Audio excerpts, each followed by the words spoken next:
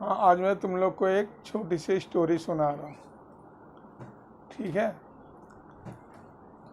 You also sit down in proper way and you also listen.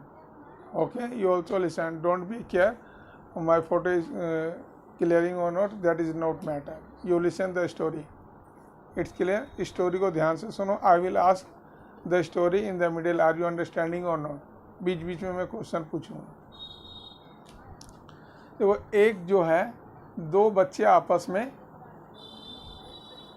जो है झगड़ रहे थे, क्योंकि एक जो था सरस्वती का उपासक था, माता सरस्वती जो विद्या की जननी है, और एक जो है धन का उपासक था, जो माता लक्ष्मी, जो धन देने वाली माता, जिनको हम लक्ष्मी के नाम से जानते हैं, वो लक्ष्मी का उपासक है। तो एक दिन की बात है कि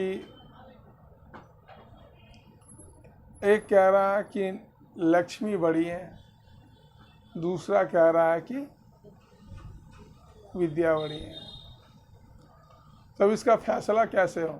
बोला चलो अपने अपने माता का ही आह्वान करते हैं। दोनों ने माता का आह्वान किया, बच्चे थे, प्रेम से बुलाया, माता जी आ गई, सरस्वती माता भी आ गई, लक्ष्मी माता भी आ गई। अब दोनों बोले भाई बताओ कौन बड़े हैं दोनों में?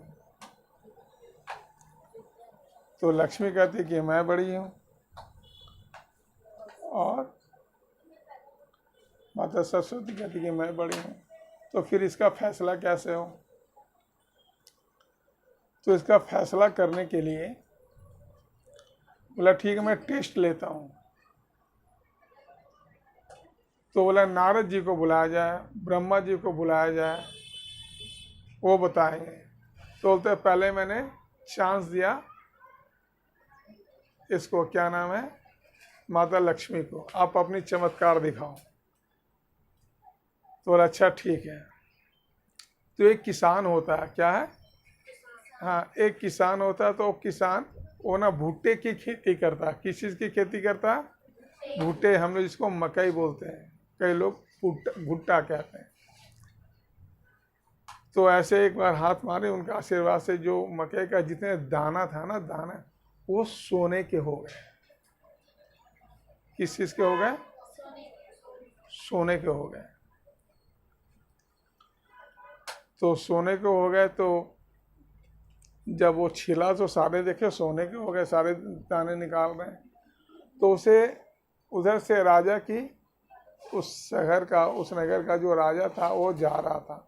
जब उसने इस चीज़ को देखा, बोला बाप रे बाप, ये तो सोना, इतना सोना तो मेरे पास भी नहीं है। उसने क्या सोचा, इतना सोना तो मेरे पास भी नहीं है, तो मैं अपनी लड़की, अपनी जो लड़की है उसका विवाह मैं इस किसान के साथ करवाऊंगा। ठीक है, उसके दिमाग में ये चीज आ गया। अब उधर अब सरस्वती माता को अब अपना चमत्कार दिखाइए। जब सरस्वती माता ने अपने चमत्कार दिखाए तो उसका बुद्धि गायब हो गया। किसका? किसान का। और वो लगा वहाँ खेत में माथा सर पटक पटक के रोने, हाय इस बार क्या हो गया, मेरा सारा पत्थर का हो गया, मेरा इस बार भुट्टा मैं कैसे बेचूंगा, सारा इसमें पत्थर हो गया, सारा पत्थर का हो गया। उसके बुद्धि भ्रष्ट हो गई और जो है माथे में हाथ दे दे करके रोने लगा। Is it clear? इतनी समझ में आ गई? अब दूसरे, जब अब उधर से दोनों आपस में समय समय पर दोनों अपना अपना चमत्कार दिखाने लगा। तो जो राजा था, जिसने सोचा था कि मैं अपनी लड़की से इसका विवाह कराऊंगा, तो उसको अपने घर में एक दिन नाश्ते पे, खाने पीने में उसके परिवार को बुलाया। जब उसको बुलाया तो उसको रात में सोने के लिए अच्छा सा पलंग सा गद्दा वगैरह फर्स्ट क्लास का दिया। तो किसान जो था, किसान का जो लड़का था, वो कभी उस तरह का देखा नहीं था। वो डर से रात भर पलंग में सोया ही नहीं। वो डर से रात भर पलंग में सोया ही नहीं, वो नीचे सो गया, लेट गया। फिर आता तो नीचे था, किसान था, वो नीचे मतलब वो नीचे अपना लेटा रहा। अच्छा, उसके बाद जब प्रातः काल उठा तो वो तो जागा हुआ ही था, सोया ही कहाँ था वो। जब प्रातः काल उठा तो जो उसका टॉयलेट था, टॉयलेट से एकदम चक चक चक चक एकदम चकचका रहा था। उसके बाद सेंट खुशबू वगैरह उसमें डाल दिया था। जब वो टॉयलेट में उसको भेजा तो इतना सुगंध वगैरह देख के बोला यहाँ तो कोई देख नहीं रहा। उसको रात भर सोया नहीं था, नींद आ रही थी, वो वहीं सो गया। इतना अच्छा कुछ तो वहीं सो गया। अब जो वहीं सो गया तो काफ़ी देर से रहा, फिर पता चला, फिर ठक ठक ठक के इतनी देर क्या हो गया, तो फिर उठा।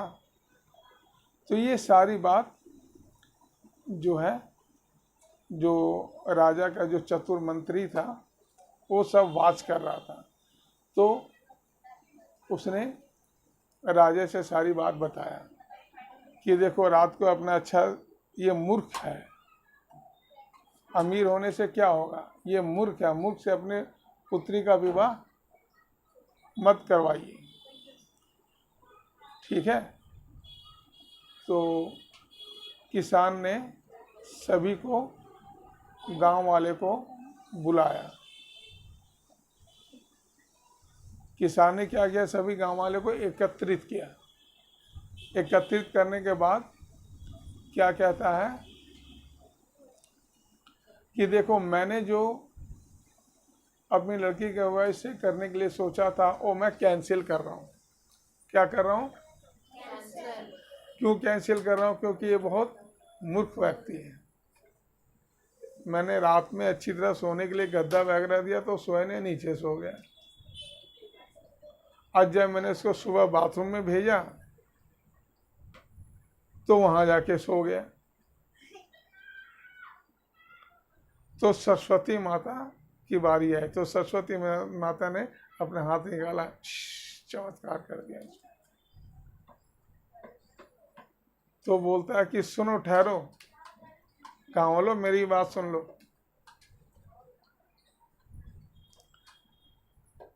बोला कि ये राजा, ये जो गद्दा दिया था ये सोने का कोई गद्दा में गद्दा था, वो सोने का ऐसा, हमारे नौकर भी उसमें नहीं सोते हैं।